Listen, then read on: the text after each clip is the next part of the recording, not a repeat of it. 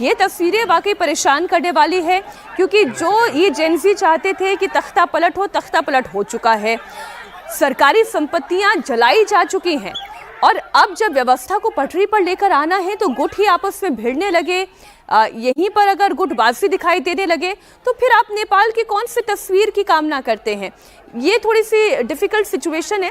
ज़रा एक बात बताएं, और इस वक्त सुशीला कार्की कहाँ पर है राघवन, और साथ ही ये जो कुलमन घिसिंग की बात कर रहे हैं वो कहाँ पर है? क्या अभी तक कोई पब्लिक स्टेटमेंट दोनों की तरफ से आया है? देखिए, सुशीला कार्की ने तो पब्लिक स्टेटमेंट दिया है मीनाक्षी, और उन्होंने कहा है कि इस जिम्मेदारी को संभालने के लिए तैयार हैं। उनका ये कहना है कि जिस तरह से देश हालात हैं, जो प्रदर्शन हुआ है और करप्ट सिस्टम को खत्म करने की दिशा में ये प्रदर्शन किया गया, वो उसकी सहमति उनकी भी है, और ये वो चाहती हैं कि ये देश जो है वापस से नेपाल का नवनिर्माण हो। इस बात की सूचना उन्होंने दे दी। जहां तक घिसिंग की बात है, वो फॉर्मर इलेक्ट्रिसिटी बोर्ड के यहाँ पर बड़े अधिकारी रहे हुए हैं। यहाँ के स्थानीय लोग हमें बताते हैं कि एक कोई व्यवस्था है यहाँ पर MCC नाम की, वो उससे जुड़े हुए हैं। इस वजह से शायद उनका जो नाम है वो बड़े विरोध का कारण बन सकता है। यही वजह है कि जो जेनजी समूह है वो अभी सुशीला कार्की के नाम पर ही लगातार विचार कर रहा है। कल सेनाध्यक्ष ने जब ये कमान संभाली थी, पूरे कहा गया था जेनजी युवा समूह को कि एक नाम लेकर वो उनके पास जाएं और उसके बाद वो उस पर अनुमति देंगे, अपनी सहमति देंगे, जिसके बाद उन्हें अंतरिम प्रधानमंत्री बनाया जा सकता है।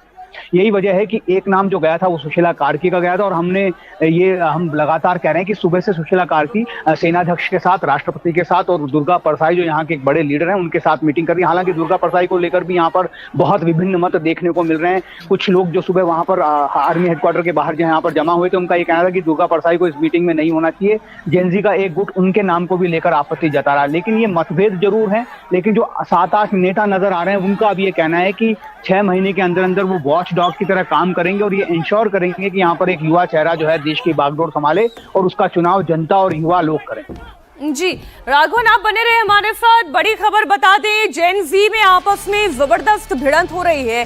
सुशीला, कुलमन और बालेन के समर्थक भिड़ गए हैं। बालेन के समर्थक ये कह रहे हैं कि सुशीला कार्की नहीं बननी चाहिए। बालेन शाह के समर्थक भी अब सड़कों पर उतर आए।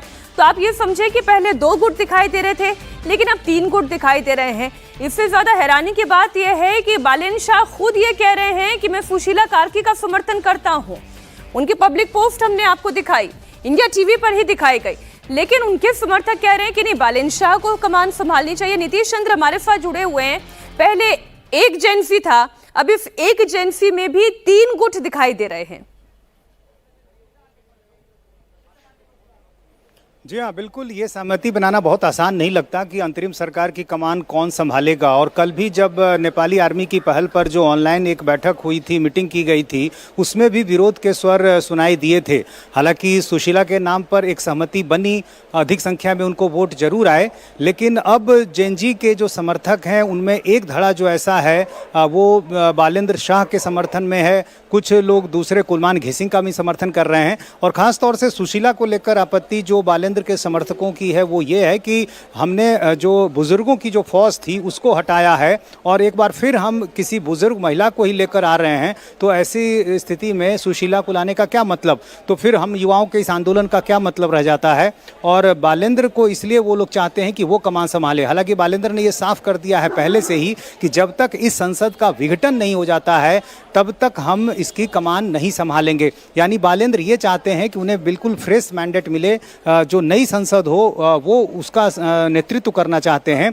और यही कारण है कि उनकी तरफ से यह स्पष्ट कह दिया गया है। बावजूद जो उनके समर्थक हैं वो इस बात को लेकर नाराज हैं कि सुशीला का नाम आखिर क्यों तय हो रहा है। इसी तरह कुलमान घिसिंग जो कि बिजली बोर्ड के पूर्व CEO हैं और विद्युत के क्षेत्र में नेपाल में एक बड़ा नाम है इंजीनियरिंग क्षेत्र में, लेकिन उनकी उम्र भी 70 से अधिक है, तो उनको चाहने वाले भी हैं। इसी तरह से कई अलग अलग जो गुट हैं वो अब जो भी सरकार बनेगी, अंतरिम सरकार की बात कर रही हूँ या उसके नेतृत्व की बात कर रही हूँ, उसकी तो प्रायोरिटी ही ये होगी कि 6 महीने के अंदर अंदर चुनाव करवा देना है।